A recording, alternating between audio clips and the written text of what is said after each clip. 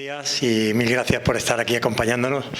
Diréis que hace el delegado de los voluntarios de CaixaBank aquí presentando esto, ¿no? Bueno, pues ya sabéis que colaboramos con el Ateneo, tenemos una relación de no mucha historia, pero muy intensa y muy fructífera. En el aula de mayores hacemos algunas cositas. Y un día hablando con Jesús y con parte de la directiva, dice: oye, Palanco, me suena a mí ese apellido. Dice: aquí hubo un presidente, bueno, no un presidente, el presidente, el que inauguró en el año 25 el Ateneo, pues que era Palanco. Le digo: hombre, pues mi tío abuelo. Y a raíz de ahí, pues ya hablamos del profesor Gómez Oliver y empezamos a hablar un poco. Me preguntó por la familia de mi tío abuelo. Y le digo: sí, tiene familia, una familia muy buena, muy prolífica. Como intelectual y hombre listo que era, pues tuvo unos hijos que eran todos unos cocos, ¿no?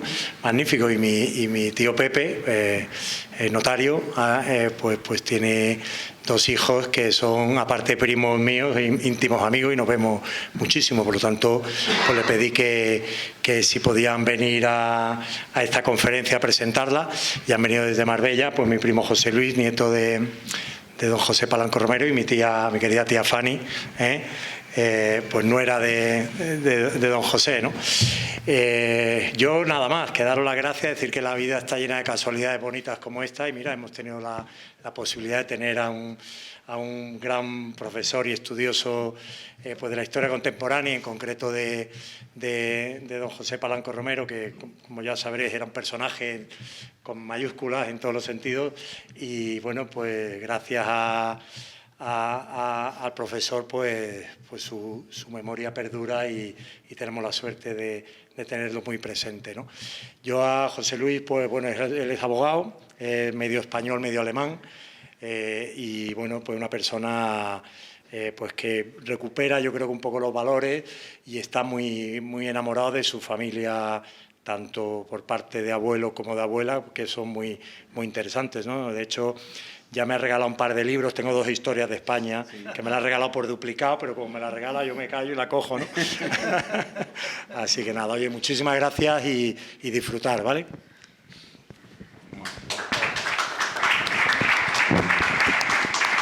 Buenos días. Como nieto de José Palanco Romero, la verdad, poco puedo aportar, porque a mí Miguel me ha aportado muchísimo en este libro. Yo no conocía a mi abuelo. Realmente yo tenía un montón de legajos y de ideas sueltas, pero nunca había realmente conocido a mi abuelo, o sea, por aportación. Y realmente te lo agradezco mucho, o sea, esa parte. Realmente en mi casa se hablaba poco de mi abuelo. Y absolutamente nada en casa de mi abuela, que yo pasé algunos veranos solo con mi abuela, leyendo todos los episodios nacionales de Benito Pérez Galdós y yendo a misa por la tarde. Esa era la actividad, el plan.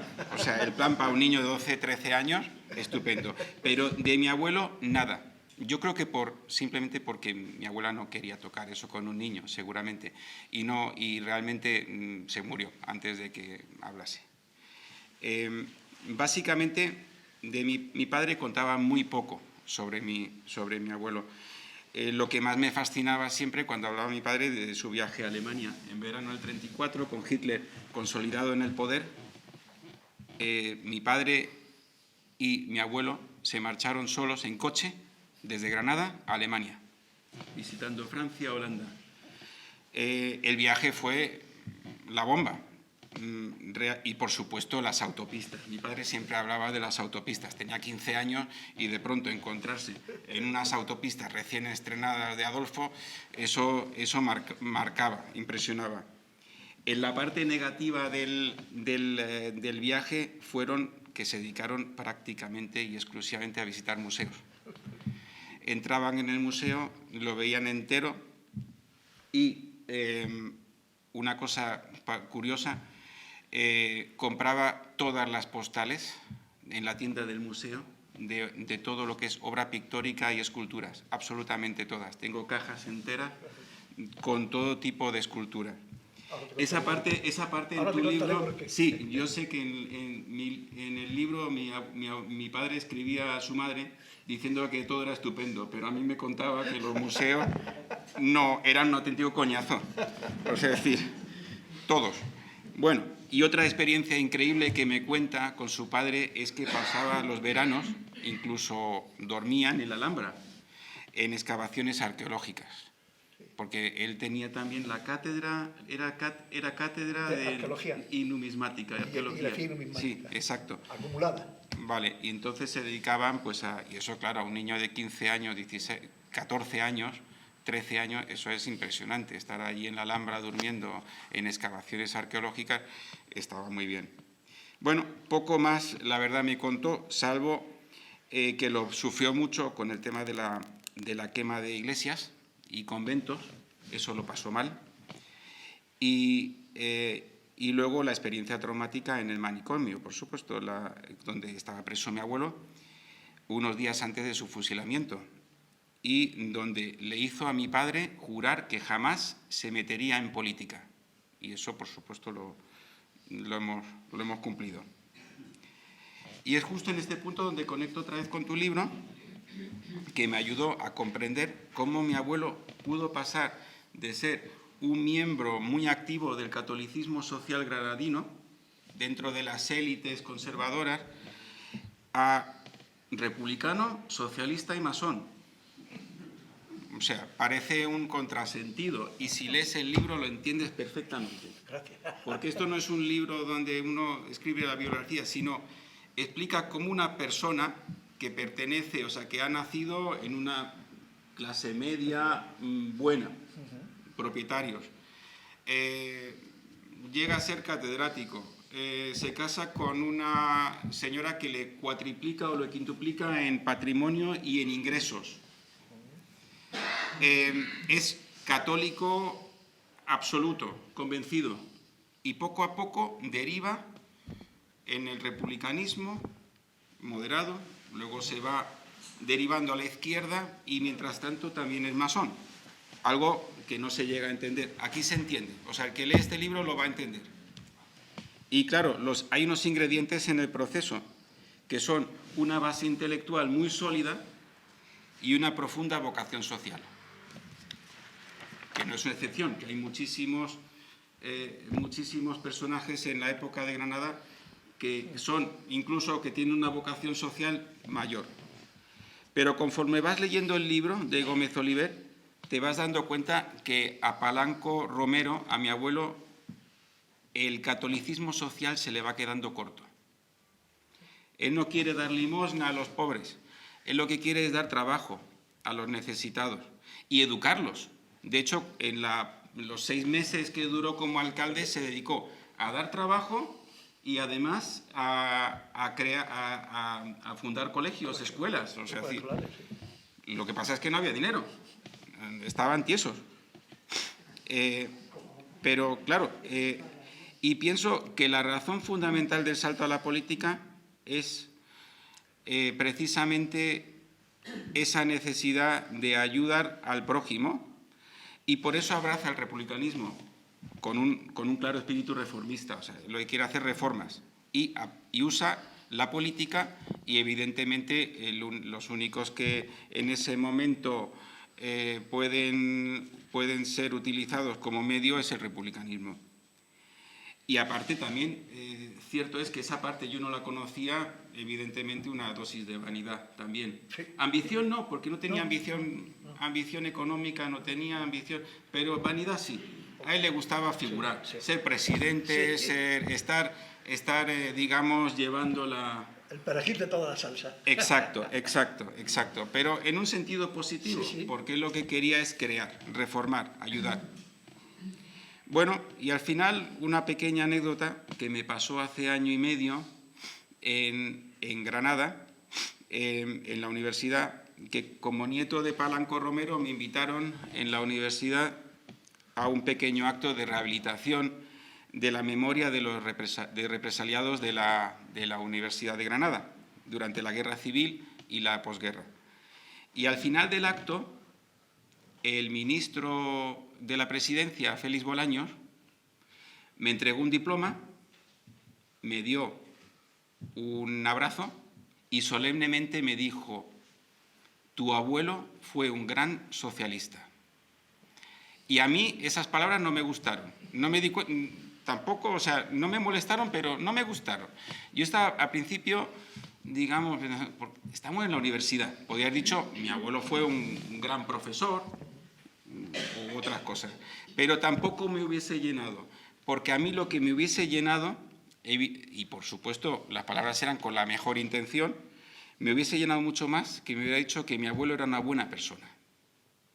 Y justo este libro trata de una buena persona, y da igual si se llama Palanco Romero o Torres o lo que sea.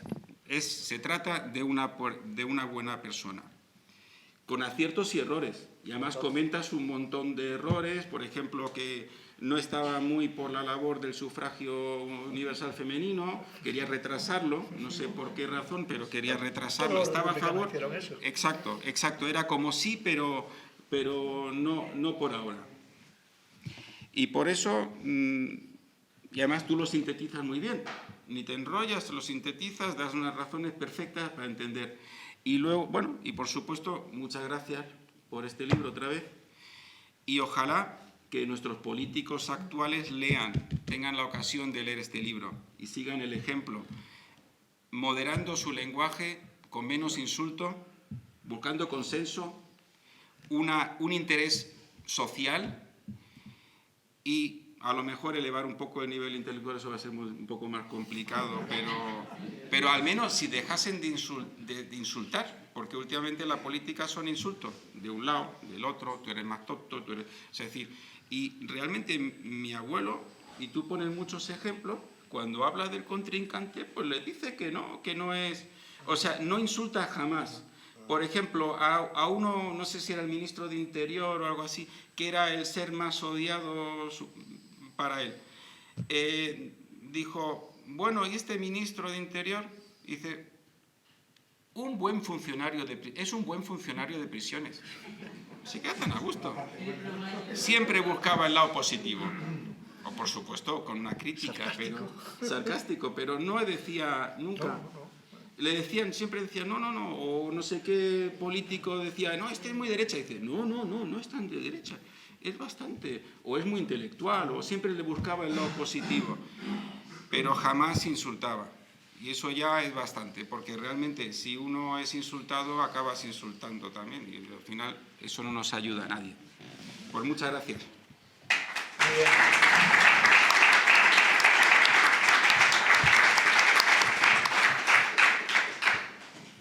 Bueno, pues,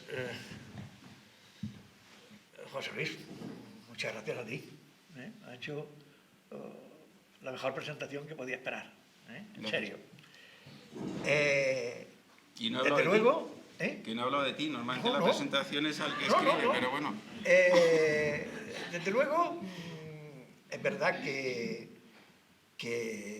el libro, que a mí me costó casi 3 años de investigación, si yo lo titulé La pasión por la res pública, para mí el libro también ha sido la pasión por Palanco Romero. Porque, bueno, yo tendría que empezar preguntando, ya casi no ha lugar, si ustedes saben algo de Palanco Romero, ¿o qué? Pues es muy significativo, porque este es un auditorio, el Ateneo es un auditorio de elevado nivel. Pues el gran problema es que la memoria de Palanco Romero, como la memoria de Jesús Yoldi o de Rafael García Duarte Sarcedo o de Joaquín Labella o del propio rector también fusilado, ha sido aplastada por un muro de silencio. Que muchas veces es incluso peor que la muerte. Porque es que alguien que ha existido deja de existir en el recuerdo de sus coetáneos, no de sus familiares, obviamente, pero sí de sus coetáneos. Y eso me parece a mí que es la peor de las crueldades y la peor de las injusticias. Y que 40 años después, cuando se produce la transición democrática, haya habido memoria de socialistas, haya habido memoria de comunistas, haya habido memoria incluso de anarquistas, pero no ha habido memoria de republicanos. Pues es también tremendo. Porque en la transición ser republicano no es que estuviera mal visto, estaban malditos. Eran los que genuinamente rescataban la memoria del último periodo democrático en nuestro país. Los que habían llevado a cabo, fundamentalmente, el proyecto reformista y modernizador que la Segunda República fundamentalmente supuso, al menos desde mi punto de vista. Y entre ellos se contó Palanco Romero. Y se contó de una manera muy señera, muy importante.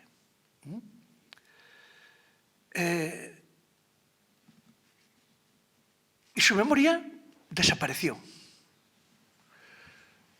Yo me lo topé un poco por casualidad cuando la primera memoria de licenciatura, la primera tesina que yo dirigí en el año 81, la tesina de un chico fantástico, José Antonio Alarcón Caballero, que hizo su trabajo sobre el movimiento obrero de la Segunda República y barrió la prensa republicana y especialmente el Defensor de Granada, como no podía ser de otra manera. Y claro, allí salía Palanco. Pero claro, el Palanco que salía era fundamentalmente el Palanco político republicano, el Palanco concejal, el Palanco alcalde, el Palanco diputado. También el Palanco catedrático de universidad, claro. La segunda noticia la tuve un poco después, cuando en trabajos míos de investigación, pues leí algunos artículos de don José sobre la Junta Suprema Gubernativa de la provincia de Granada, publicada en la revista del Centro de Estudios Históricos de Granada y su Reino, cuya colección se conserva en la hemeroteca de la Facultad de Filosofía y Letras. Y ahí me di cuenta que Palanco escribía con una enorme precisión, con un exhaustivo conocimiento de las fuentes documentales y con un rigor digno de encomio. Y ahí empecé a darme cuenta que, claro, es que Palanco pertenecía a la generación de historiadores que lucharon en la Universidad Española por darle un estatuto científico a la historia, que se preocuparon de analizar los métodos, las técnicas de investigación alemanas, francesas, de los Países Bajos, por cierto, archivos que Palanco conocía a la perfección, y que empezaron a dignificar el estatus de la historia como disciplina. Y a esa generación perteneció Palanco, como otros de su época, en otras universidades españolas. Pero ¿cómo empieza esta historia? Pues, lo ha dicho José Luis, don José, para mí Palanco siempre será don José, nace el 7 de noviembre de 1887 en Talavera de la Reina, de una familia acomodada.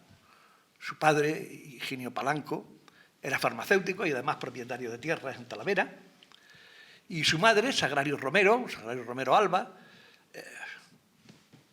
de profesión sus labores, también era propietaria de tierra en Talavera y en Lucillos. Era, lo ha dicho José Luis, una familia acomodada. Tuvieron 3 hijos, el mayor fue José, después una chica, Ramona, y en tercer lugar otro chico, Francisco, Paco Palanco. Ya me lo imaginaba, no lo sabía, pero me lo imaginaba. José va a hacer el bachillerato examinándose libre en el Instituto de Toledo y consiguiendo graduarse de bachiller en 1902 con premio extraordinario. Era un magnífico estudiante. A partir de este momento, la familia se traslada a Madrid porque consideran que hay que darle carrera a los hijos varones. Y entonces se van a vivir a Madrid, a la calle San Andrés, aunque no van a perder, ni mucho menos, las vinculaciones con Talavera, donde irán volviendo continuamente, y donde volverán también, ya afincado en Granada, José y su mujer, Lola Burgos, en vacaciones, en verano, en Semana Santa, por lo menos mientras vivió el padre de don José, que murió en 1919, van a volver prácticamente todos los veranos a Talavera. En 1902, Palanco ingresa en la Universidad de Madrid, en la Universidad Central, y cursa simultáneamente Filosofía y Letras y Derecho, entre 1902 y 1906. En Filosofía y Letras acaba con premio extraordinario de licenciatura. Su expediente está plagado de sobresaliente y matrícula. Y no era raro que los estudiantes brillantes simultanearan, en este caso, Derecho y Filosofía y Letras. Inmediatamente después Palanco se pone a hacer la tesis doctoral, porque él termina la carrera con 18 años. Se pone a hacer la tesis doctoral, una tesis doctoral que va a leer en 1908, con el título Notas para un estudio de la Junta Central Gubernativa. Una tesis doctoral con la que obtiene sobresaliente, que yo he tenido la ocasión de ver en el Archivo Histórico Nacional y que es impresionante porque en esa tesis Palanco hace un barrido exhaustivo de la sección Estado del Archivo Histórico Nacional en los años de la Guerra de la Independencia. Es decir, maneja las fuentes documentales a la perfección. Y ahí empieza, en sus primeros trabajos de investigación importante y serio, como una tesis doctoral, empieza uno a darse cuenta de la capacidad analítica que Palanco tenía siendo tan joven y que va a desplegar posteriormente a lo largo de su vida intelectual y a lo largo de su obra. Una vez leída la tesis doctoral, se queda como auxiliar honorífico. Auxiliar honorífico significaba sin cobrar. En la Cátedra de Historia de España de la Universidad de Madrid, que regentaba su maestro, Ortega Rico, y comienza a preparar las oposiciones a cátedra. Una cátedra que gana en 1911, gana la oposición a cátedra de Historia de España de la Universidad de Granada, de la que va a tomar posesión el día 9 de marzo con 23 años. Uno de los catedráticos más jóvenes de España de la época. Es verdad que esto es un mérito, pero cuidado, no es el único. En ese periodo la gente o sacaba las oposiciones a cátedra entre los 23 y los 26 años o no las sacaba nunca. Eran las reglas del juego de la universidad en aquellos momentos. No había otra. Pero el hecho es que con 23 años llega a Granada como flamante catedrático de Historia de España, toma posesión, es muy bien recibido en la Facultad de Filosofía y Letras, y a partir de ahí comienza su andadura intelectual en nuestra universidad. Hay que decir que cuando Palanco llega a la ciudad es un extraño. No conoce a nadie. La Universidad de Granada es una universidad pequeña. En 1911 tenía 1.800 estudiantes en las 5 facultades clásicas. Nada más. La Facultad de Filosofía y Letras eran prácticamente 3 aulas en el Colegio de San Pablo, la actual Facultad de Derecho, y nada más. Había 7 catedráticos en la facultad, únicamente. Para él, pues debió ser difícil empezar a vivir en Granada. De hecho, fijaos que él se va a hospedar en un hotel. Va a tomar una habitación en el Hotel París, recién inaugurado en la Gran Vía, que valía 7 pesetas diarias. Yo creo que debió llegar a algún acuerdo con los dueños o con los gerentes, porque su sueldo era un sueldo de 3.000 pesetas anuales. No, suponía más del 40% de su sueldo anual la habitación. Pero para mí es significativo que viviera en un hotel y que siguiera viviendo en el hotel hasta que se casó. Porque de alguna manera da impresión de provisionalidad. Y de hecho, él piensa volver a Madrid, a la Universidad Central, que era la universidad de término, la universidad de prestigio. La universidad de provincia eran universidades de paso. De hecho, va a opositar a cátedras de la Complutense, bueno, la Complutense entonces no, de la Central, en 1913, aprueba, pero no con los votos suficientes como para ser propuesto, y finalmente firma de nuevo otra cátedra en 1919 a la que ya no se presenta. Pero la idea de volver a Madrid, por lo menos en esa segunda década del siglo XX, está presente en la mente de Palanco Romero.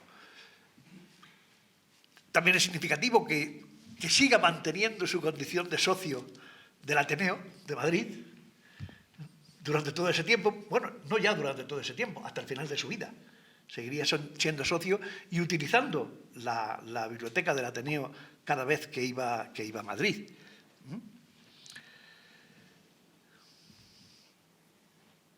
Bueno, entre 1911 y 1918 se va a sentar en la Universidad de Granada. Primero porque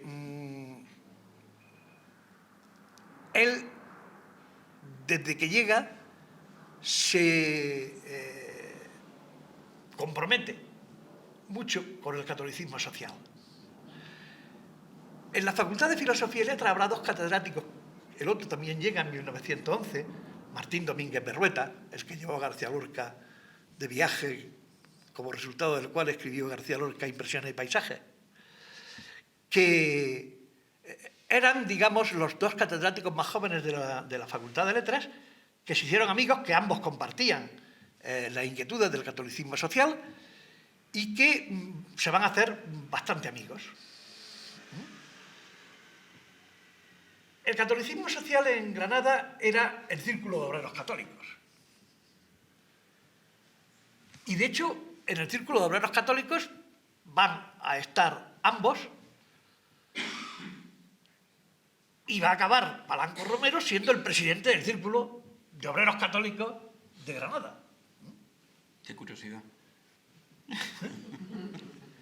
Y va a ser presidente muchos años. También en esos primeros años se va a hacer amigo de alguien que sería uno de sus íntimos durante toda su vida, el canónigo y maestrescuela de la Catedral de Granada, Luis López Dóriga, que era sobrino del arzobispo de Granada en aquel momento, don Vicente Costa Meseguer, y de alguna manera protegido de su tío, y que también jugó un papel muy importante como conciliario del catolicismo social y posteriormente como la persona que con Palanco puso en pie el movimiento Scout en Granada, el movimiento de exploradores en Granada. Movimiento de exploradores al que Palanco siguió prestando atención hasta el final de su vida. Ya durante la República siguió prestando atención al movimiento Scout. Y ya sin Luis López Dóriga, al que habían expulsado del sacerdocio, como es bien sabido, por su carácter, por haberse presentado a las elecciones como diputado a Cortes en la República, en las Cortes Constituyentes, y por haber votado a favor de la ley de divorcio y que fue objeto de una campaña feroz por parte de los católicos granadinos contra Luis López Dóriga y contra Palanco. Pero bueno, ese era el caldo de cultivo en el que Palanco se va a mover. Cuando llega, es en el círculo de obreros católicos donde, entre otras cosas, se hacían obras de teatro, donde va a conocer a Lola Burgos. Los jóvenes de las buenas familias granadinas y las jóvenes de las buenas familias granadinas, pues hacían sus obras de caridad en el círculo de obreros católicos. ¿Y cómo? Pues haciendo rifas, haciendo verbenas, haciendo obras de teatro, etc. Y esa era una forma de sociabilidad entre ellos.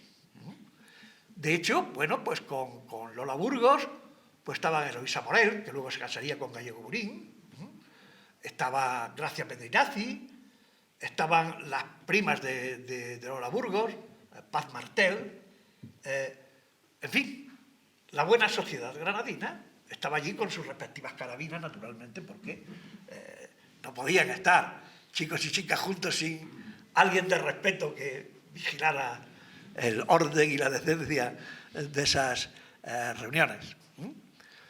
De hecho, yo no estoy seguro, pero en torno al año 1914,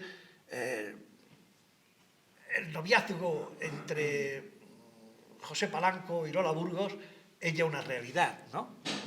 Y, de hecho, se van a casar el 10 de enero de 1917.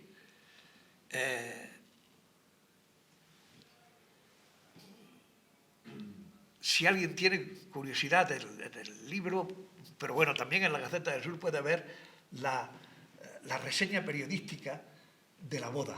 Una cursilería. Es de una cursilería más propia del aula actual que de cualquier otra cosa, pero bueno, no deja de ser una cosa pues habitual, bueno, pues, y donde claramente se ponía de manifiesto lo que ha dicho antes José Luis. La familia de Lola Burgos, que es una familia no de la alta burguesía, sino de la aristocracia granadina, pues en patrimonio y tal, y en amistades, pues centuplica a la de Palanco, que era acomodada, pero solamente acomodada, ¿no?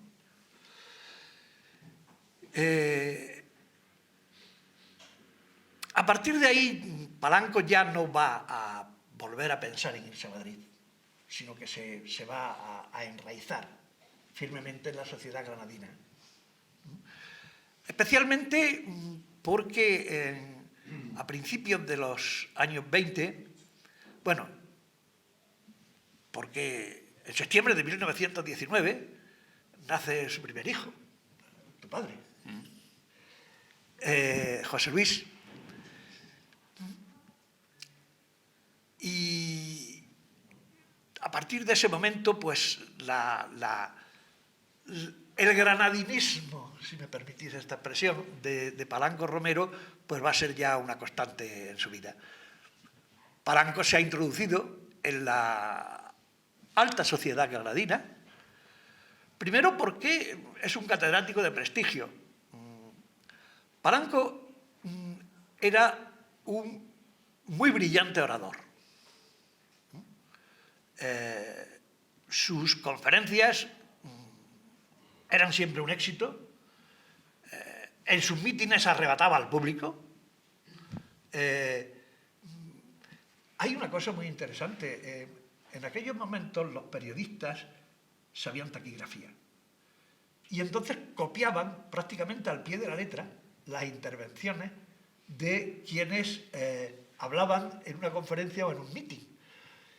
Y claro, la Gaceta del Sur, que era el periódico de la diócesis de Granada y de la que Palanco era miembro de su consejo de redacción y durante unos meses en 1915 incluso su director, pues todo lo que salía de la boca y de la pluma de Palanco se reflejaba al pie de la letra en las páginas de la Gaceta del Sur. Eso me permitió pues una cosa que para mí fue muy apasionante, que es seguir la evolución del pensamiento de Palanco, tanto desde el pensamiento dentro del seno del catolicismo social y la evolución, cómo va pasando de un catolicismo social muy conservador, enormemente conservador, diría yo, a una suerte de socialismo cristiano, donde le va a dar más importancia a la justicia que a cualquier otra cosa, donde va a defender incluso la justeza de las declaraciones de huelga obrera, cosa que naturalmente desde el punto de vista de los católicos sociales, y teniendo en cuenta que entre los prohombres y protectores del catolicismo social en Granada estaban los Moreno Agrela, los Rodríguez Acosta, los Valverde Rubio, etcétera, pues poca gracia le podría hacer. Pero bueno, es una evolución que Palanco va a ir teniendo desde 1912 hasta prácticamente 1925, donde ya hay ahí un punto de inflexión que va a ser más fuerte a partir de 1927, momento en el que será cuando se afilia a la masonería, a la logia Alhambra, donde no va a ser muy activo. Palanco va a tomar el nombre simbólico de Picornell, pero va a ser tercer grado y va a seguir siendo tercer grado durante toda su vida. O sea, que muy activo en la masonería no fue, y mucho menos con la capacidad que tenía don José de sobresalir en cualquiera de los ámbitos en los que se metía, ¿no? Pero entra a la masonería y entra con Fernando de los Ríos y con otro amigo suyo que era profesor auxiliar de la Facultad de Medicina, que también formó parte de Acción Republicana y de Izquierda Republicana y que también sería asesinado en el verano del 36, Mejías Manzano. Y formaron el triángulo de la logia Alhambra en 1927, estas tres personas. Repito, no fueron muy activos porque no prosperaron, incluso algún conspicuo masón dijo, bueno, si estos son los que van a elevar la masonería en Granada, Fernando de los Ríos, Palanco y Mejías Manzano, poco va a prosperar la masonería en Granada. Manuel de la Fuente es el que dice eso.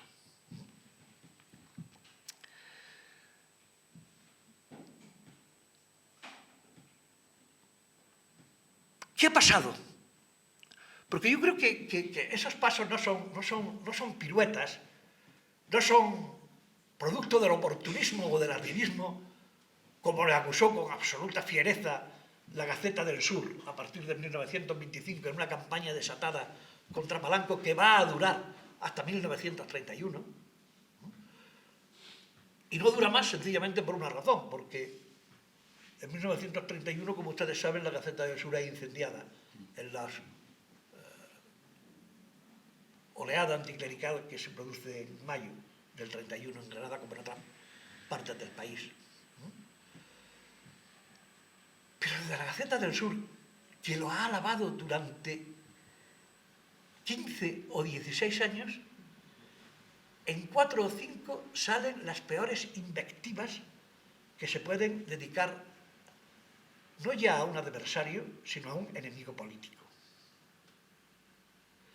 Y yo no creo que ese cambio fuera producto ni del arribismo, ni del oportunismo, ni de ninguna cosa similar.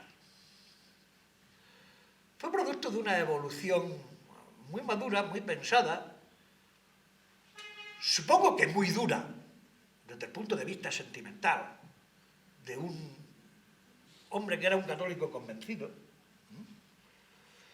pero al que se le queda corta la militancia católica.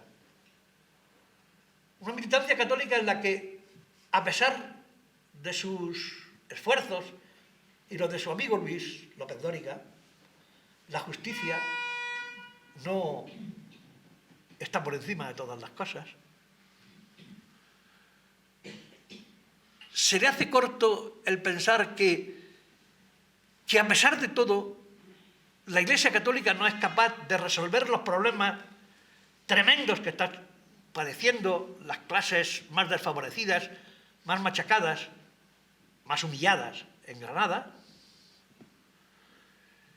y que empieza a ver, no solamente en su propia evolución personal, sino también en la evolución del mundo universitario que le rodea, especialmente durante la dictadura de Primo de Rivera, algo que va a ser bastante generalizado en el ámbito del claustro de la Universidad Granadina.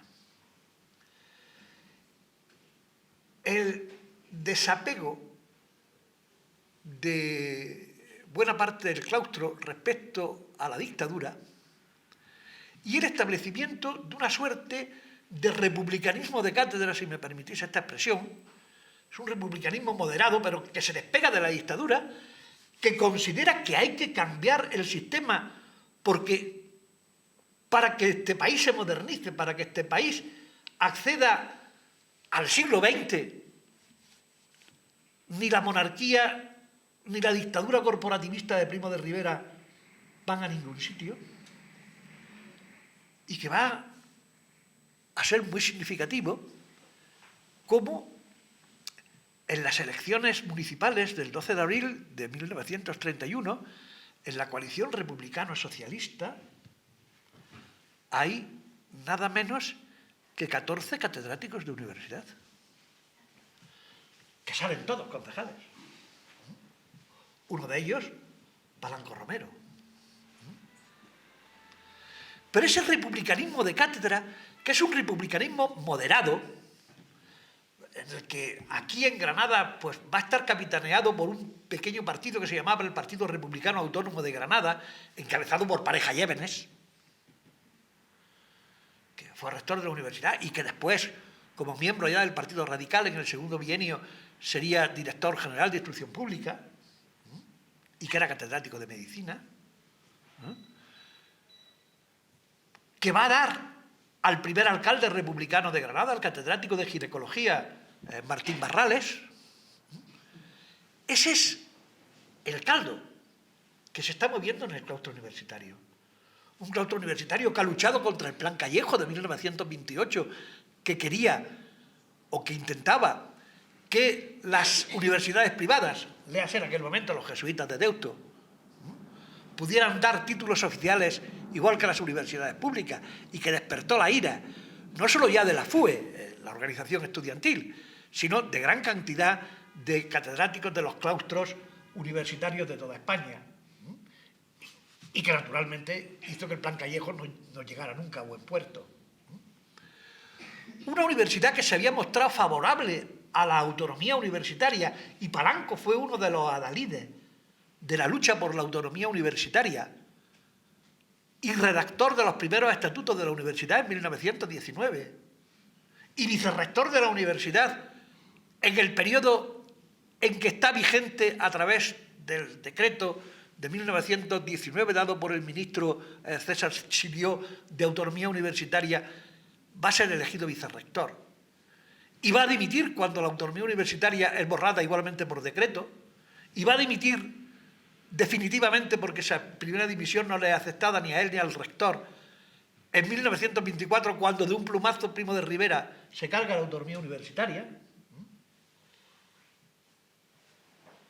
Esos son los mecanismos que estoy tratando de comentar, que explican perfectamente la evolución progresiva que va teniendo don José Palanco desde el catolicismo social al republicanismo, un republicanismo que efectivamente es la opción concreta que la adopta, la opción de acción republicana, de Azaña y de izquierda republicana, 2 años después, va a ser la opción de un republicanismo laicista, moderado, reformista. Bolaños se equivocó, tu abuelo nunca fue socialista, nunca. Se llevaba bien con los socialistas del compañero suyo en el Ayuntamiento de Granada y después en las Cortes Constituyentes.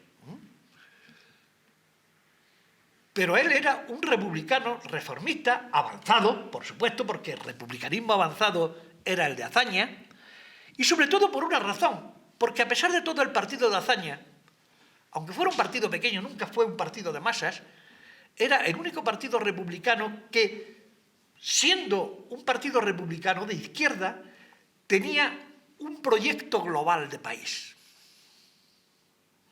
Sí. de modernización del país, de modernización política, cuyo principal instrumento fue la Constitución de 1931, de modernización económica, cuyo principal resultado fue la Ley de Bases de la Reforma Agraria, en la que Palanco juega un papel fundamental. Algo que yo descubrí que no tenía ni idea.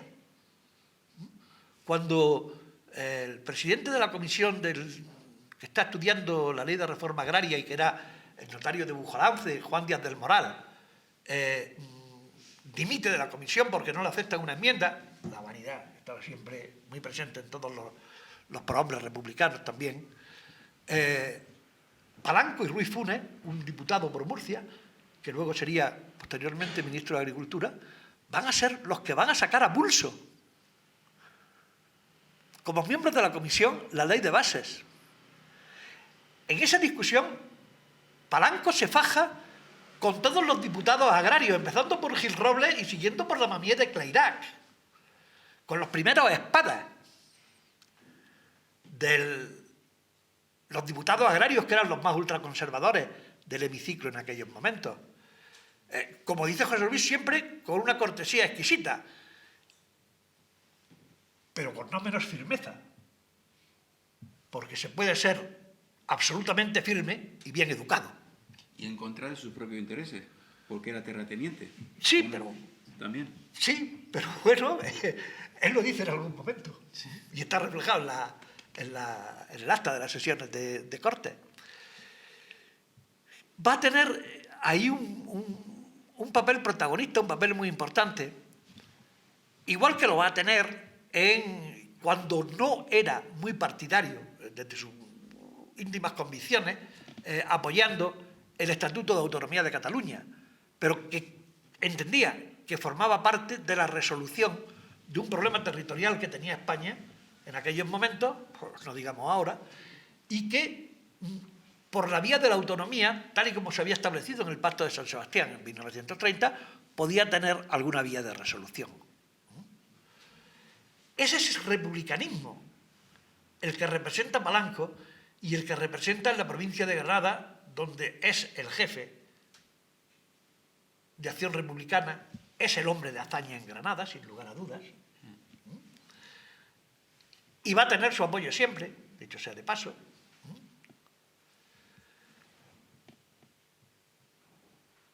Va a ser después diputado en las elecciones de febrero del 36 del Frente Popular. En las elecciones de febrero, por la coalición republicano-socialista, únicamente salen elegidos 2 diputados, Fernando de los Ríos y él. Todos los demás fueron de las derechas. Es verdad que esas elecciones se anularon por las graves irregularidades que se habían producido y que la Comisión de Actas del Congreso así dictaminó, y se volvieron a repetir en mayo, donde ya ganaron las listas del Frente Popular, prácticamente sin oposición alguna, entre otras cosas porque hubo retraimiento de las derechas en ese momento, ¿no? Unas derechas que ya estaban conspirando claramente por el golpe militar.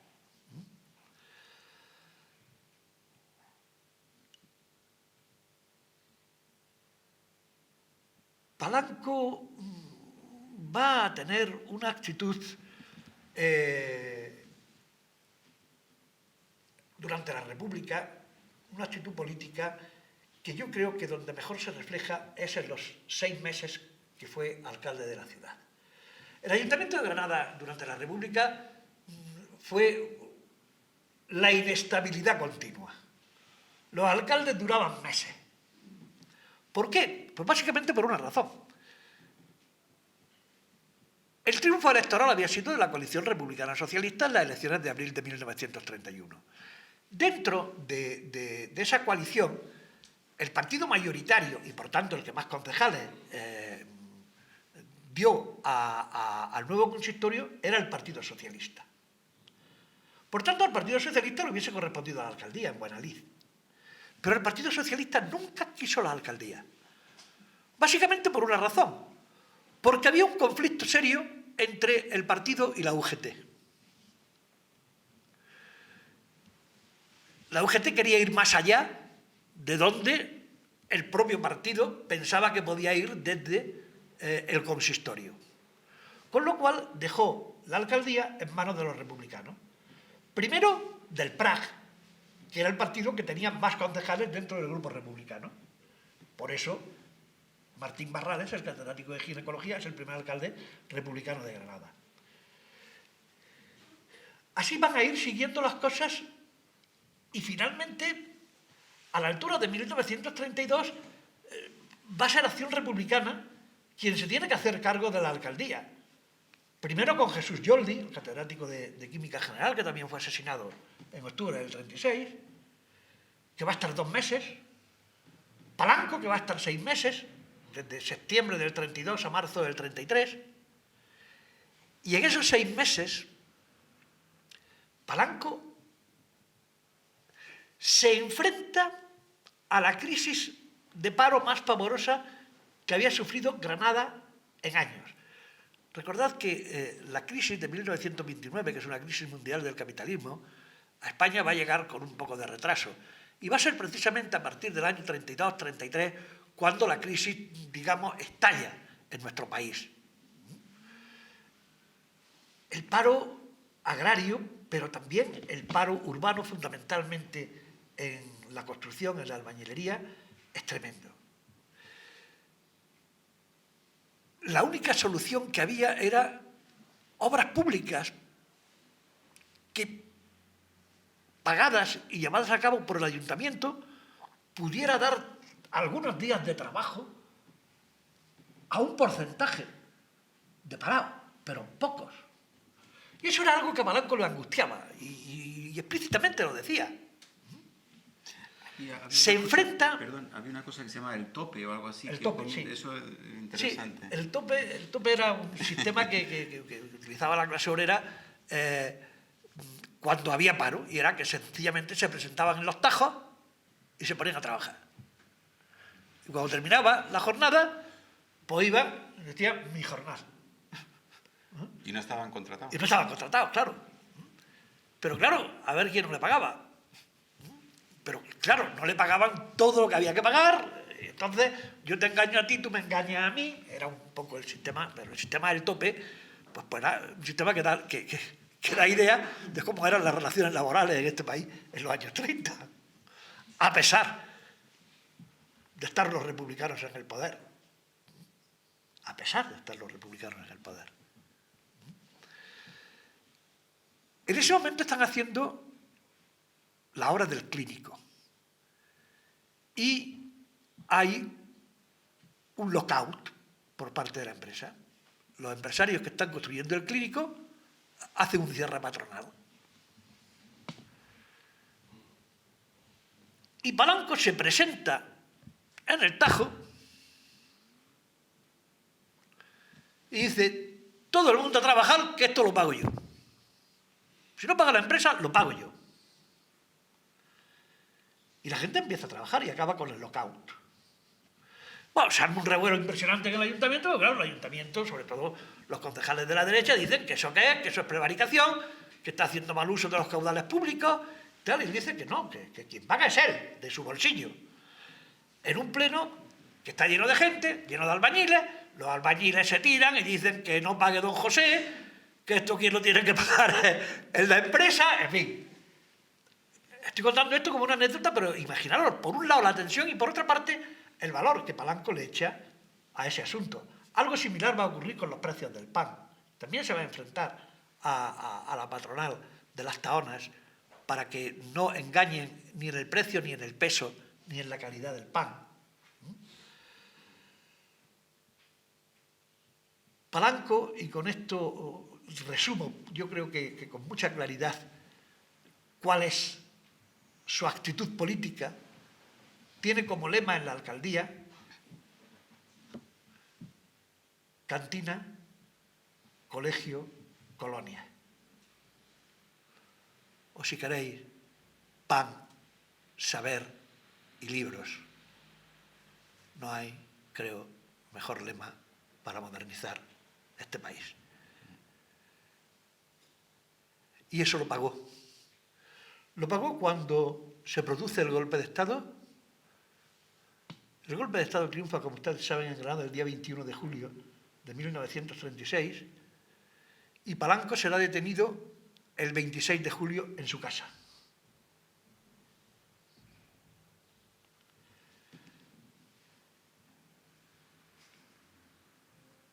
Fíjense en las fechas. 21 de julio, triunfo del golpe. Hasta el 26 de julio no es detenido.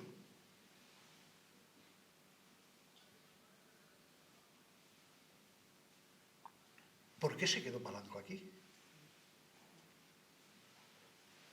Porque él podía haberse ido tranquilamente a Motril, donde tenía la familia de la mujer importantes propiedades y donde iba a ser muy bien recibido. ¿Por qué no se fue, como sé que le ofrecieron, a través de arrieros, por Huejar Sierra, pasar hasta Huétor Santillán, donde ya estaba el Frente Republicano? Y no se fue. Palanco el día 18 de julio por la noche hizo una emisión por Radio Granada llamando a la calma, pero a la resistencia republicana. Yo creo que él se sintió tan comprometido que no quiso ponerse a salvo.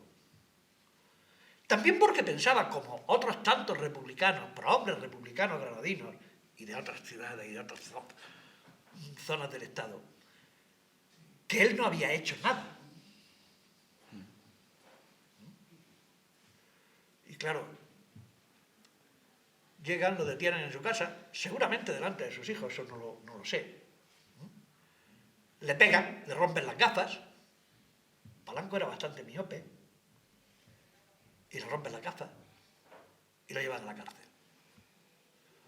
Uno de los dirigentes falangistas de aquellos momentos en Granada, González de Canales, en una entrevista que años después tuvo con el director de Patria, se me ha ido, el que fue director de Patria muchos años, Federico Molina Fajardo. González de Canales le dice a Federico Molina Fajardo que a él empezaron a entrarle todas las dudas del mundo cuando vio lo que le habían hecho a Palanco y cómo habían maltratado a Palanco. Y eso era, decía él, a Federico Molina, que era otro falangista, yo sé de paso, que eso era algo que no se debía hacer nunca a un catedrático de universidad. Palanco va a la cárcel y pocos días después es llevado al Hospital Real, el manicomio, entonces. El rumor que se corre por Granada y que en algunos testimonios dicen Palanco se ha vuelto loco. Yo tengo mis dudas. Yo creo que sencillamente fue que no veía y estaba desorientado. Y esa desorientación hace que efectivamente pierdas la noción de dónde estás y hasta de qué eres. En ese momento me consta que Lola Burgos, su mujer, removió Roma con Santiago para salvarlo.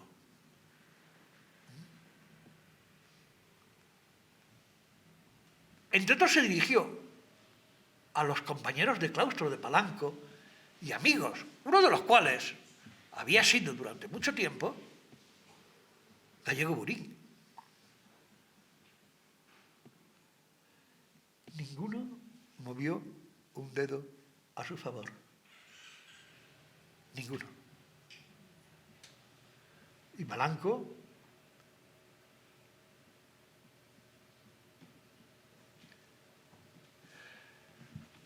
teóricamente, y ahora explicaré por qué digo teóricamente, condenado por un juez militar en un consejo de guerra sumarísimo, fue condenado a muerte por rebelión militar, menudo sarcasmo, que los rebeldes condenen por rebelión a quien ha defendido la legalidad del gobierno republicano. Y el día 16 de agosto de 1936, esa madrugada, será fusilado en las tapias del cementerio.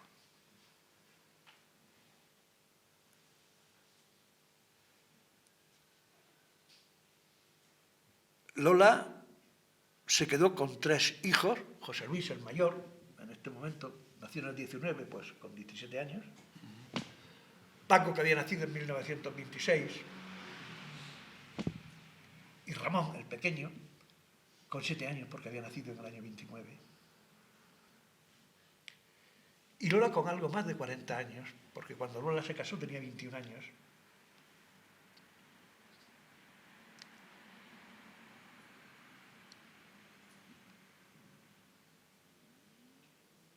Yo creo que Lola no enviudó, a Lola la enviudaron, que es distinto.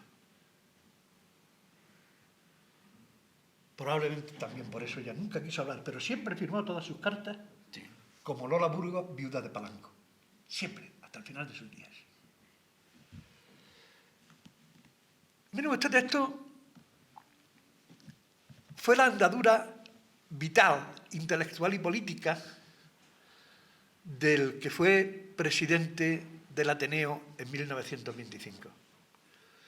Y yo quiero terminar, si me permite el presidente, haciendo una propuesta formal a la directiva del Ateneo, que tome en consideración solicitar al nuevo gobierno municipal que salga de las urnas el próximo día 28, que rotule con el nombre de alcalde Palanco Romero o profesor Palanco Romero a una calle de la ciudad, como ya han hecho con otros alcaldes que ocuparon el primer sillón del consistorio durante la República. Sería un buen homenaje, y un homenaje que el ayuntamiento y la ciudad le sigue debiendo a Palanco Romero, como la universidad en su momento puso un aula de grados en la Facultad de Filosofía y Letras rotulada como decano José Palanco Romero.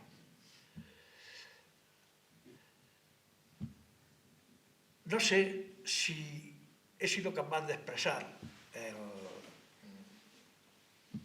la emoción que a mí me produjo investigar en la vida y en la obra de Palanco Romero.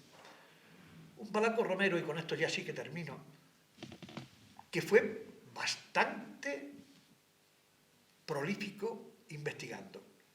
Él tiene 25 publicaciones, entre artículos y libros. Los 7 catedráticos anteriores de Historia de España de la Universidad de Granada, desde 1845 a 1911, publicaron, entre todos, 5 trabajos.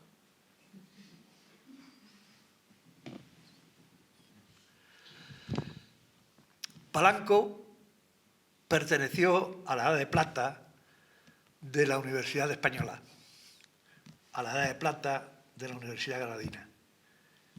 Y dentro de esa Edad de Plata, pues probablemente él, con otros cuantos, fueron las mejores joyas de la corona del alma mater granadina. Muchas gracias.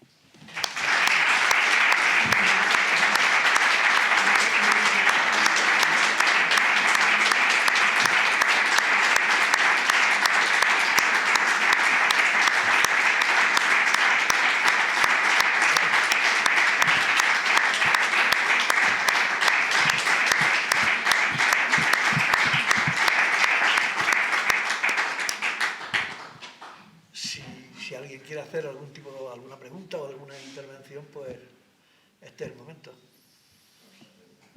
Yo quiero decir una Sí, cosa. claro. Mi tío abuelo Paco, además de los 3 hijos que ha puesto, tenía 2 hermanas, Luisa Palanco y Purificación Palanco, que era monja de clausura. Pero era que... Eran hermanos de Pepe Palanco Romero, hermanos de mi abuelo Paco. hijas de Higinio y de Sagrario. Sí. Yo creo que eran Ramona. Ella sabe más que yo. Ya, sí, seguro. Pero no, lo digo porque es que yo... Lo que he visto ha sido Bueno, yo siempre, vamos, que lo contaba Sí, mi sí, abuela, no. casada con Paco Palanco Romero, Sí, sí. y yo iba al convento en Talavera de la Reina a visitar a mi tía Pura, y Luisa Palanco estaba casada, era Segismundo Ortega, que vamos siempre, Ajá. y era hermana Sí, sí. de ellos, Palanco, Luisa Palanco Romero. Ya, pues yo tenía constancia nada más que de una, de Ramona, pero... Cada vez que vamos, visitamos la tumba de No, no, con toda seguridad. Sí. Pero a mí, pues lo acabo de aprender. Muchas gracias. Yo tengo una pregunta. Especulo. ¿Es posible que mi abuelo no se marchase de Granada porque creo que el día 18 o 19 de julio él fue un máximo responsable que impidió la entrega de armas a los obreros? Y eso pensando en que no iba a dar lugar a ninguna a todo lo que pasó y que realmente él fue uno de los responsables. Él Sí, tomó, sí. de hecho hubo un debate bastante importante y fueron dos que El impidieron. gobernador civil y él los que impidieron, de hecho Claro. el gobernador civil se salvó por eso. Sí. En el único juicio real que hubo en los primeros días después del Sí. golpe, que es en el juicio, en el sumarísimo en el que están incursos Constantino Ruiz Carnero, Santa Cruz, y el gobernador civil Torres, el único que se salva del pelotón de fusilamiento es el gobernador civil porque no ha concedido armas a los obreros.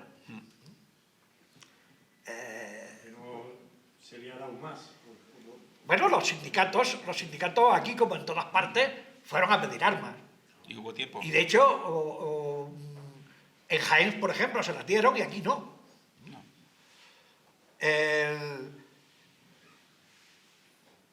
Quizás se sintiese responsable de esa decisión, porque realmente No fue lo sé. posible. Eso no lo sé, eso es especulación, Porque pero... realmente él impidió, junto con los... Porque él llamó desde luego, lo que sí está probado, es la locución que hace a través de Radio Granada, llamando a la calma y a la resistencia. Sí, pero esa... Pero... Reuniros, pero yo no os entrego las armas. Sí, eso es. Eso es. ¿Fue por eso? Pues no lo sé. No lo sé, esto es algo que ya no lo sabremos nunca. Pero le pasó algo parecido a Jordi Bereau, ¿no?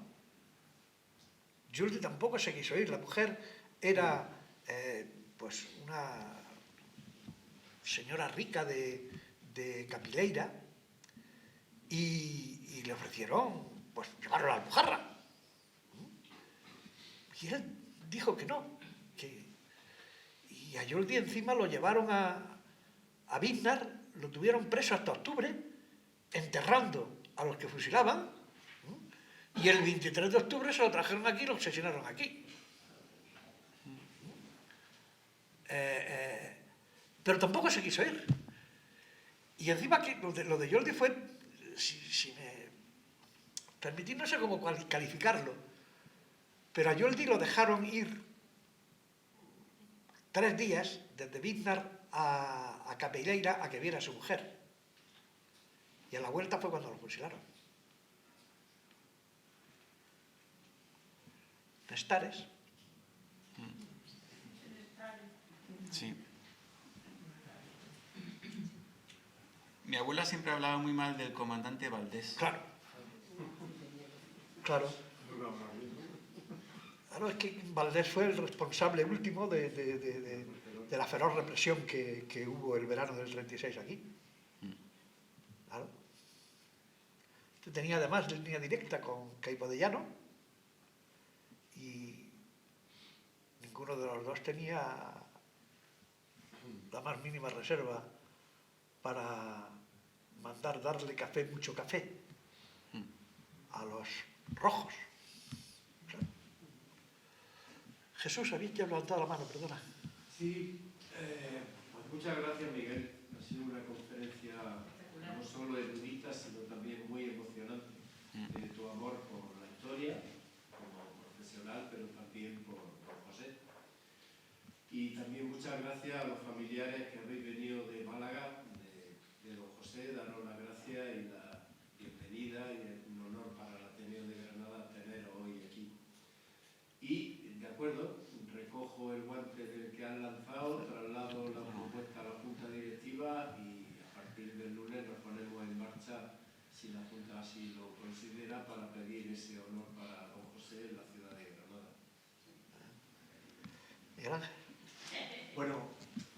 poco el no irse en ese momento también a Federico García Lorca también ocurrió algo así, ¿no? Dentro de la protección que aparentemente tenía en la Casa de los Rosales, pero también tuvo oportunidad de irse. Hay un libro de Víctor Amela, no sé si lo habéis leído, el libro de Salvar a Lorca, muy interesante, que lo narra de una forma clara, ¿no? Y yo creo que en esos momentos el pensar que no va a pasar, que no le iban a pasar nada, que a ellos no. El entorno de seguridad probablemente influyera más que el otro, ¿no? Claro. Una segunda parte de esa Granada cultural de aquellos años, ¿qué relación tuvo José Palanco Romero con Lorca y con ese entorno del año 22? Hay una foto muy interesante del Festival de Cantejondo, ¿no? En el que sale todo el elenco cultural de Granada de aquella época, ¿no? Él estaba muy relacionado con la intelectualidad granadina, con todo ello. No era amigo de Lorca. Yo creo que había reticencias. Bueno, forma parte de la homofobia de la época. Igual que no fue amigo de Fernando de los Ríos. Fue colega y compañero.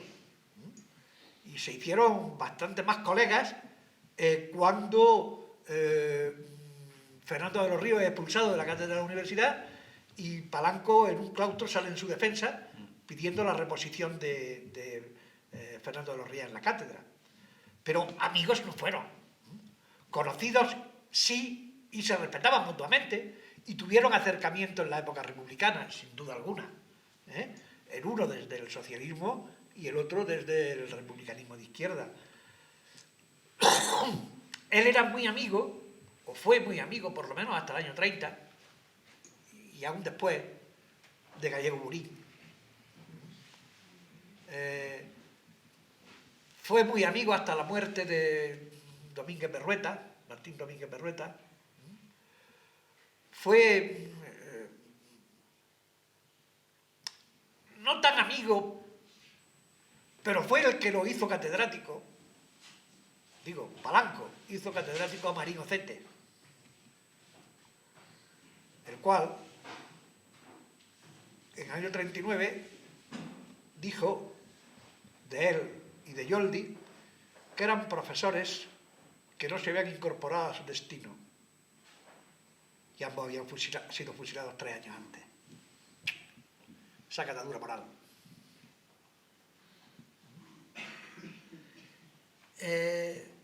Era amigo de García Valdecasas, era amigo de Mesa Moles,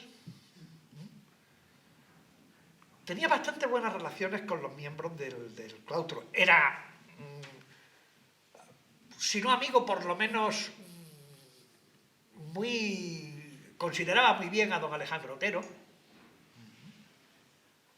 que había sido rector durante los años republicanos. Este era un poco el marco de las relaciones amistosas y sobre todo amistoso-profesionales de Palanco en Granada. Y con el mundo cultural en general, pues cómo no, si él estaba en todo. Estaba en la Junta de Neutralidad, estaba en la Comisión de Monumentos, con lo cual era amigo de Torres Balbás. Y hacía cursos de excursiones. Y seguramente dormiría alguna noche con Torres Balbás y tu padre en la Alhambra, como tú has contado antes. Estaba un poco en todas las iniciativas culturales que se plantearon en Granada, sin ser, y perdonen la expresión, sin ser lo que hoy conocemos como un cultureta. No, era un hombre de acción. Sí, bien, sí. Sí, quería agradecer al profesor Gómez su interesante conferencia. Realmente ha sido muy emocionante, como decía el presidente, asistir a esta recuperación del silencio de este gran personaje y sentirlo palpitar entre nosotros. Yo es la primera vez que oigo hablar de él. Muy, muy agradecido. Quería pedirle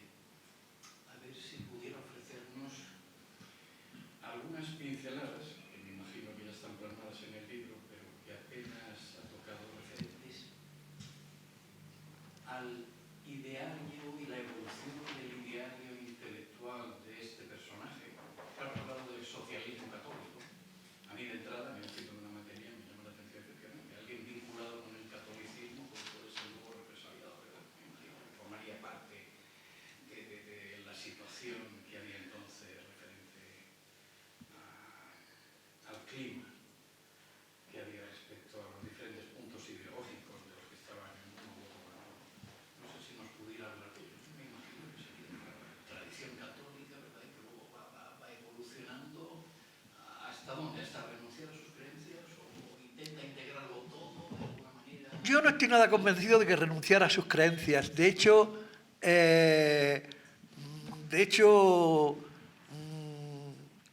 durante la Segunda República me consta que cada vez que alguien,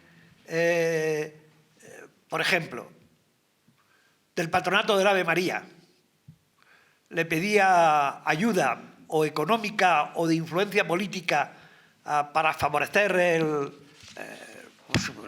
el que el patronato siguiera vivo y las escuelas de Ave María siguieran cumpliendo su función educativa social, Palanco estuvo dispuesto y lo hizo.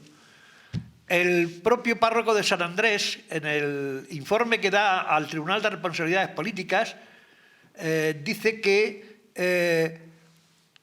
aun cuando había sido alcalde de Granada y diputado en Cortes y era republicano, sin embargo, cada vez que él había tenido que pedirle alguna cosa, lo había atendido con presteza y diligencia, dice textualmente Yo no creo que él se hiciera ateo o que renegara de la religión. Sí renegó del clericalismo, muy fuertemente. Pero claro, no olvidemos que él se había criado a los pies de la mitra. Y quien ha vivido en el corazón del monstruo lo conoce perfectamente. Yo creo que, pero como político era laico, Sí, completamente sí, laico. sí. Y como persona yo creo que seguía siendo católico. De hecho, encontré en el legajo una suscripción. Son curiosísimos.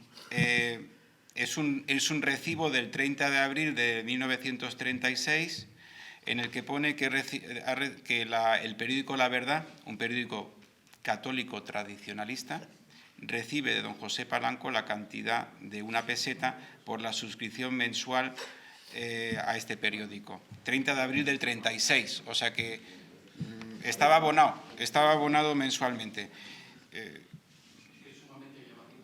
Sí, bueno, pero es que realmente si uno lee... sí. Pero es que si uno lee el libro lo entiende perfectamente. O sea, uno lee este libro y es muy interesante para ver cómo una persona es que, puede... vamos a ver, es que yo creo que no debemos confundirnos. El laicismo no es irreligioso. No es irreligioso. Separa perfectamente los ámbitos de la religión que los laicos creemos, me meto yo, que forma parte de la parte privada de lo que el Concilio Vaticano II llamaba el sagrario de la conciencia, de la acción política en este caso.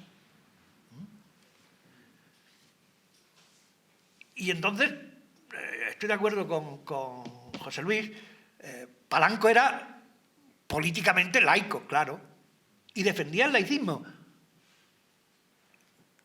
como contrapuesto a anticlerical. Él, en uno de sus escritos de defensa, cuando la Gaceta del Sur lo está machacando, dice que él, a los sacerdotes que se dedican a hacer el bien al prójimo, tal y cual, que lo respeta profundamente, que lo que no respeta es a quienes se lucran y se aprovechan de su condición sacerdotal para sus fines propios. Lo dice textualmente, lo recoge en algún sitio, Sí. no se recuerda.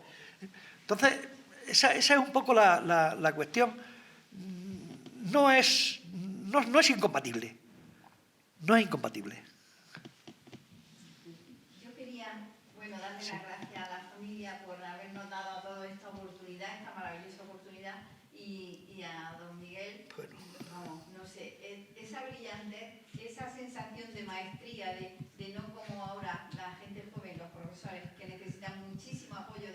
remedio para dar esa coherencia, es simplemente sabiduría, conocimiento, emoción. Ha sido de verdad una experiencia inolvidable. Pero quiero preguntarle, ¿cree que Granada no le ha hecho el homenaje que merece don José Palanco por desconocimiento, porque somos muy brutos, o porque alguien, no se ha interesado a alguien lo suficiente para que eso sea posible? Porque me parece que sería, vamos, imprescindible. Es un personaje de una sabiduría, de una entrega, de una intelectualidad, no sé, vamos, que se lo merece muchísimo. Pues yo creo, bueno, primero gracias. Yo siempre digo que, dice, bueno, usted hace PowerPoint y no sabe de lo que está hablando. No, pues es una broma, pero bueno, PowerPoint es también muy importante para aclarar muchas cosas. Pues, mire usted, yo no sabría precisar. Yo creo que hay una ignorancia total sobre Palanco como sobre otros prohombres del periodo republicano. Esta ciudad, que es una ciudad, muchas cosas, administrativa, universitaria, levítica, cainita, hipócrita, pues no ha querido nunca acordarse de lo que le incomoda. Y naturalmente esto es incómodo. Sobre todo el final de estas historias son incómodas. Por decirlo de una manera muy suave, claro. Por otra parte, yo creo que hay un segundo momento en el que se pudo recuperar, yo creo que se debió recuperar la memoria y la figura de estos personajes, que fue el momento de la transición política a la democracia. Es decir, el momento en el que, después de la ley de amnistía, nos reconciliamos los españoles de una vez, no sé si por todas, pero de una vez por lo menos, que se pudo recuperar figuras del socialismo, del anarquismo, del comunismo. ¿Por qué? Porque había partidos comunistas, porque había partidos socialistas, porque había centrales anarquistas, aunque fueran más pequeñas, que tiraban de su gente y de su memoria y de su cultura política, si me permiten esta expresión. Pero republicanos no había. No había republicanos. No hubo partido republicano que pudiera ser heredero ni del republicanismo de Azaña, ni del republicanismo de Alejandro Lerroux, ni de Martínez Barrio, ni de nadie. No había republicanos. Y es más, en un momento en que, por una parte de la oposición democrática, se estaba planteando, por una parte cada vez menor, dicho sea de paso, se estaba planteando la disyuntiva monarquía-república, eso había que callarlo, porque la monarquía no se podía poner en cuestión. Y eso formaba parte de la condición sine qua non. Así nos fue luego, pero bueno, esa es otra cuestión. Y entonces no hubo memoria de los republicanos. Los republicanos fueron algunos que no existieron o existieron poco. Yo creo que esa es un poco la explicación, pero bueno, es una opinión, no estoy seguro de esto.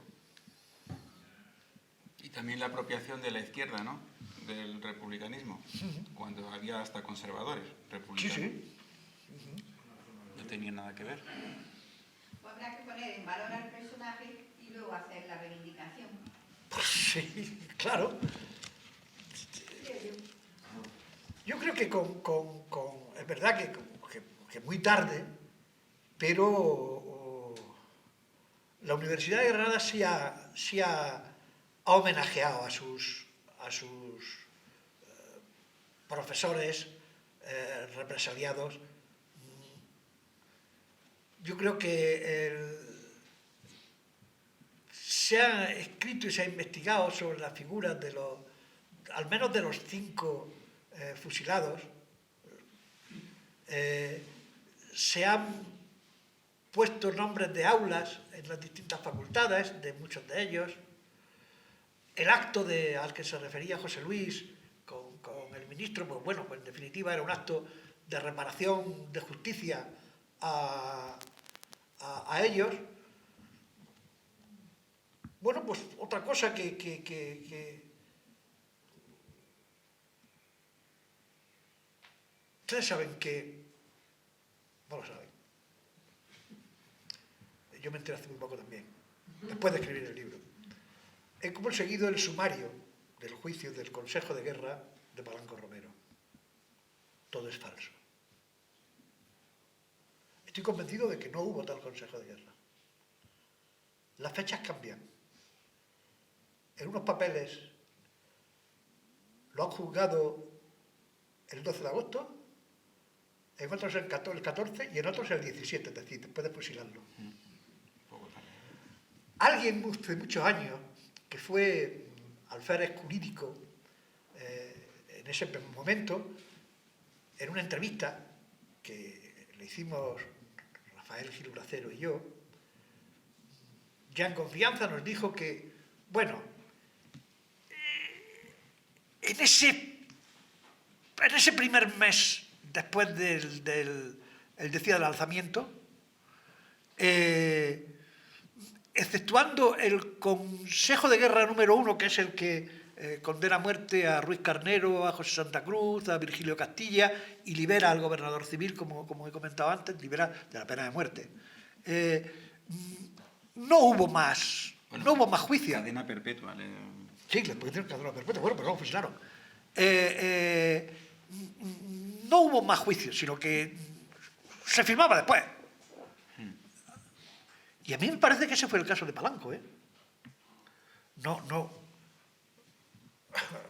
Es muy difícil decir eso, porque los papeles del Consejo Sumarísimo están en el archivo del Juzgado Gao número 23 que los fondos están ahora en Almería, antes estaban en el Córdoba 10. Pero eso es así.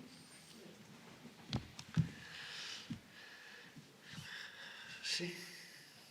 Sí, tenía otra pregunta, pero a raíz de lo que dices, yo creo que la ley de memoria y la ley de recuperación de memoria histórica Anula los juicios.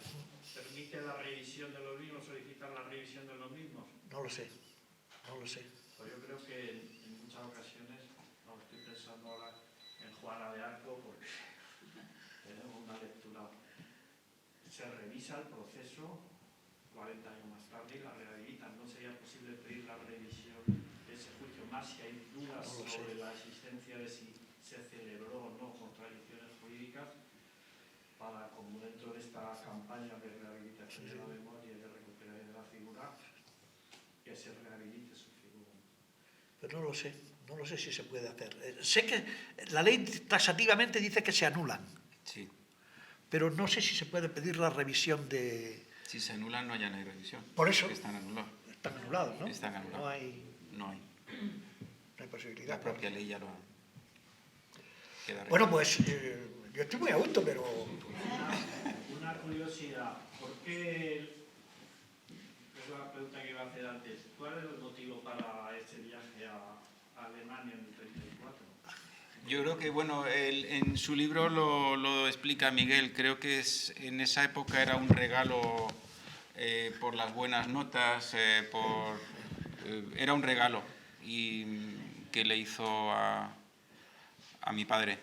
No había más, no era más. Porque de hecho se quedó, fueron los... Bueno, y aparte también la razón de que mi abuela... Los hermanos eran muy pequeños, tenían 9 años y 6 años, ¿no? 5 o 5, sí. Y realmente... Las buenas familias, las que podían, el premio a un bachillerato como el que había hecho José Luis, brillante, pues era un viaje. Y claro, pues... Él le escribe... Bueno, a ti tu padre te diría que valiente... pesadelo de los museos, sí, bueno, pero le escribió una carta fantástica a tu abuela, sí. diciendo lo bien que se lo estaba pasando y lo tal. Y luego no me extraña nada lo de comprar todas las postales a vida y por haber. Tu abuelo, dentro de su técnica de investigación, él aunaba mucho el arte con la historia. De tal manera que para él el arte ilustraba la historia. Sí. Y entonces yo he visto, porque gracias a doña Fanny, pues prácticamente todo lo que tenía la familia nos lo cedió a la universidad y claro, yo me la machaqué. Las fichas de investigación de Palanco preparando un libro de la España del siglo XVII, pues no solamente está llena de fichas de investigación, sino que está llena de recortes, de fotografías y de postales, de cuadros, de esculturas, etcétera, etcétera, etcétera, con las que va ilustrando, y no solamente ilustrando, sino explicando el contexto en el que se producen. Y claro, me imagino que a tu padre eso de ir cargado de pinturas y de esculturas y tal, pues resulta una pesadez en lugar de ir a otro sitio. Pero más divertido. ¿qué iba a decir a su madre? Hombre, ya verás, claro, que se lo estaba pasando fenomenal. Sí. Muchísimas gracias, un placer tenerlo aquí. Gracias.